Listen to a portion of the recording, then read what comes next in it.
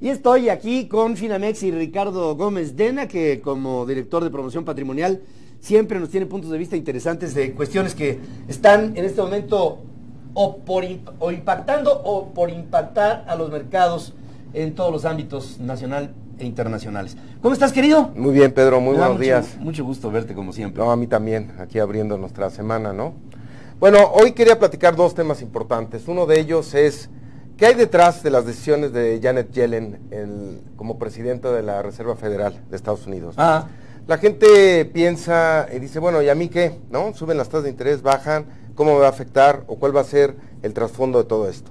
Entonces, a mí me gustaría platicarlo desde varios puntos de vista. El primero es que finalmente la decisión de invertir, ¿qué quiero decir? Si hoy, Pedro, puedes invertir a 10 años aquí en México en un bono del gobierno federal al 5,5, hoy. Pero a lo mejor en 6 meses, que empiecen a subir las tasas de interés de Estados Unidos, vas a invertir al 6 o al 6,5. Entonces, ¿qué dices? Me hubiera esperado. Si inviertes hoy, en tu estado de cuenta va a haber una minusvalía, que es el efecto del costo de oportunidad de haberlo hecho hoy contra 6 meses, ¿no? Y es por eso que se ponen volátiles los mercados. Muchas veces la gente cree que en el mercado de capitales es la única forma de tener minusvalías, y no, lo puedes tener en instrumentos de deuda, en instrumentos de renta fija. La segunda parte es, aquí en México tenemos hoy el 7-28 días alrededor del 3%. Tenemos la TIE al 3.20, 3.25. ¿Qué esperamos con esta alza de tasas de interés de Estados Unidos y que toque o que impacte en México? Vamos a suponer en Estados Unidos que la inflación tiene que llegar en pleno empleo a un 2%. Si le sumamos un punto de tasa real, estamos hablando del 3% en Estados Unidos, la tasa de corto plazo, que hoy está entre 0 y 25. Estamos hablando de inicios de ese aumento de tasa de interés hasta normalizar la política monetaria, lapso de 1,5, 2 años. Si en Estados Unidos la tasa de corto plazo va a estar en el 3%, entonces en México, con un riesgo país de 2 o 2,5, estaría en 5,5. ¿Por ahí? ¿No? Entonces quiere decir que los CETES tienden a subir cuando empiece esta normalización de la tasa de interés en Estados Unidos, alrededor de 2 puntos, 2,5 puntos, la tasa de corto plazo, igual que la de largo plazo, ¿no? Ahora bien, vamos al tercer punto de lo que hay atrás de Janet Yellen, o de esta decisión de Estados Unidos. El tercer punto importante es, hay menos incentivo para invertir en los mercados de capitales. Por eso vemos que muchas veces se ponen nerviosos cuando dicen, ya van a subir las tasas de interés en Estados Unidos, los mercados bajan. ¿Por qué? Porque vas a exigir un mayor retorno a capitales porque ya tienes un costo de oportunidad más alto en tasa fija. Te ponen más alta la vara, ¿no? Así es. Ahora, en México y en algunos otros países emergentes, sube el costo de financiamiento del gobierno federal. Quiere decir que también el gobierno financiándose, pues va a subir las tasas de interés. Todos aquellos que tienen créditos variables, en tasa variable, les va a subir la tasa de interés. Y esto es lo que hay atrás de una decisión de aumentar el precio del dinero, ¿no?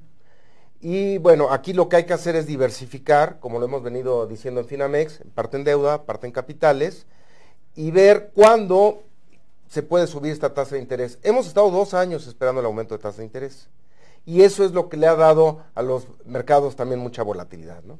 Ahora, otro tema importante que tenemos que ver es Grecia.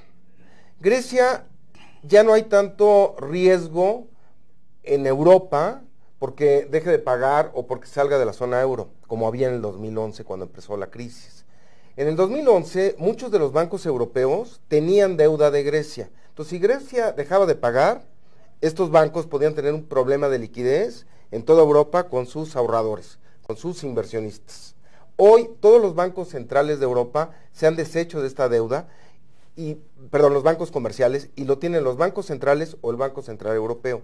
Entonces es un riesgo mucho más medido. Sí. Lo que está haciendo Alemania para apoyar a Grecia no es por buena gente. Lo que está haciendo es que tiene miedo que los demás partidos populistas de Europa empiecen a decir que fue mala la decisión del euro de hace años y que empiecen a presionar por salirse varios países de esta zona, ¿no?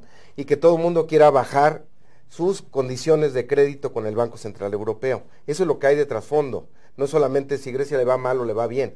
Sabemos que Grecia es muy pequeño, que es la mitad del Producto Interno Bruto del DF, por ejemplo, y bueno, pues se la vería muy mal, Grecia sale del euro, pero a Europa lo que le preocupa es eso, y más que nada a Alemania. Si no es el tamaño de la economía, sino lo significativo que esto representaría para la Unión. Exactamente, ¿no? Que otros, a lo mejor España, dicen, no, mejor vámonos a un poquito más de izquierda. Italia. Ricardo. Ahora, todas estas dos combinaciones que se hayan hecho los acuerdos 4 meses de Grecia, que Janet Yellen esté viendo que el alza de tasas de interés puede ser en el segundo semestre o a finales del año, que está esperando y siendo muy responsable hasta que no tenga toda la evidencia del crecimiento de Estados Unidos para subirla, le dieron a febrero uno de los mejores meses en mercados de capitales. Todos estuvieron positivos prácticamente. México llegó 7% arriba, recuperó gran parte de la pérdida o de la minusvalía que traía en enero, y todos los mercados se vieron muy optimistas con esto, ¿no? ¿Qué decimos? Pues hay que seguir invertidos, hay que seguir en los mercados, es parte pues, de la esencia de las finanzas y la esencia de seguir el mundo, ¿no? Por otro lado, también se firmó el acuerdo de Ucrania y Rusia. Hay por ahí enfrentamientos, pero sí ya hay un acercamiento principio más. De entendimiento. Exactamente. Un principio de entendimiento. Hay algunas versiones que hablan de que las tasas en los Estados Unidos no subirían dentro de 6 meses, sino que serían franco hasta el año que entra. ¿Qué piensas de esto? Puede ser, porque hay dos factores que está viendo el Banco Central de Estados Unidos. El primero es que la inflación, con el choque deflacionario de la baja del precio del petróleo, te da un margen. No hay presiones inflacionarias en Estados Unidos. Y segundo, el mercado laboral todavía tiene cierto margen. Si bien se ha fortalecido y va creciendo de forma muy importante, tiene margen. Entonces, sí, el discurso fue muy pro crecimiento económico. Entonces, hasta que no tenga la evidencia de que ya está subiendo la inflación y ya está el mercado laboral en pleno empleo, va a subir las tasas de interés. Puede ser que lo aplacen a fin de año y eso le va a dar gasolina a los mercados de capitales una vez más. Ahora, nada más una última pregunta que te hago, Ricardo, sobre este mismo tenor, ante una baja prolongada en los precios del petróleo a nivel internacional y que nosotros sigamos sosteniendo precios altos de los energéticos en la economía mexicana por también tiempo indefinido, esto puede llevar a una problemática de competitividad económica, sin duda, pero de competitividad financiera. No, bueno, ahí tenemos un tema que sí nos puede afectar, en el sentido, ya nos está afectando, y hay dos factores muy importantes, ¿no? Si no hay una recuperación del precio del petróleo y dejamos de tener ingresos, vamos a tener que seguir haciendo ajustes al gasto público, tenemos que subir la tasa de interés para traer capitales, o sea, se empieza a complicar, ¿no? Para México el escenario, ¿no? Sí. Y sí puede ser, Pedro, y lo comentábamos el lunes pasado, puede ser que con el inicio de la primavera puedan bajar aún más los precios del petróleo. Sí. ¿No? Pues México sí la tiene complicada en ese sentido. La tiene muy, muy complicada en ese sentido, cuando tenemos aquí niveles de precios de energéticos muy distantes, muy lejanos de lo que son en este momento los precios de los energéticos en el país con el que tenemos nuestra mayor sociedad desde el punto de vista económico, financiero, de relación en todo, que es la de los Estados Unidos. Creo que esto prolongándose en el tiempo podría llevar al gobierno federal a más endeudamiento.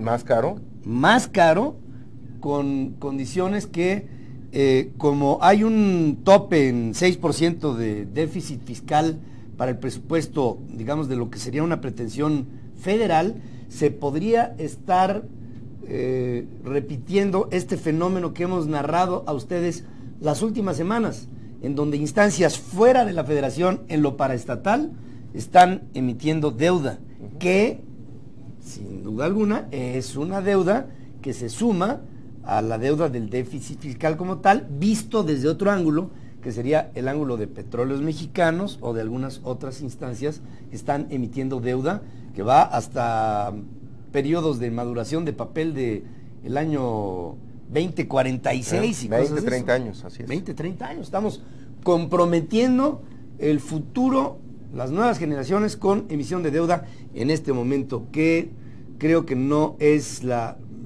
mejor opción, sobre todo cuando vemos que gran parte de este endeudamiento es para abonar en un gasto corriente? Ahora, está bien emitir a largo plazo, eso te permite planear a largo plazo. Lo que está mal es la magnitud del endeudamiento. Esa es la proporción, ¿no? Así es. La proporción del endeudamiento es lo que verdaderamente sí molesta. Ricardo Gómez Dena, como siempre, gracias por, Al contrario, por Pedro. estar aquí conmigo. Con Finamex, ¿y a dónde? 5209-2080 y del interior de la República 01800-623-6822. Y estamos en www.finamexinversiones.com, donde con mucho .com.mx, donde con mucho gusto los atenderemos. Muy buen día, muchas gracias. Ahí está Ricardo, que es un hombre de una enorme confianza para usted. Yo creo que debe ser un sinónimo de confianza para usted, como lo es también para nosotros en este programa, para sus opiniones y para sus compromisos con la audiencia. Vamos a hacer una breve pausa, regresamos con más. Aquí estamos en Ferris Live TV, regresamos con ustedes. 5 expertos designados por la Comisión Interamericana de Derechos Humanos llegaron por fin a México para iniciar su visita de análisis del caso de los 43 jóvenes desaparecidos de Ayotzinapa. Hoy viajarán al municipio de Tixla Guerrero, donde se encuentra la Escuela Normal Rural, para reunirse con los familiares.